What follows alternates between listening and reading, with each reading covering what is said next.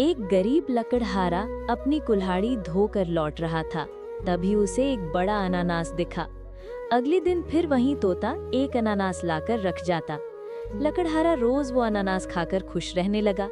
लेकिन एक दिन वो झाड़ियों में छिपकर तोते का पीछा करता है। तोता उसे एक अनानास के खेत में ले जाता है और बताता है कि ये खेत उसके दादाजी का था। लकड़हारा भावुक होकर रोने लगता है। फिर दोनों दोस्त बन जाते हैं और साथ मिलकर खेत की देखभाल करने लगते हैं।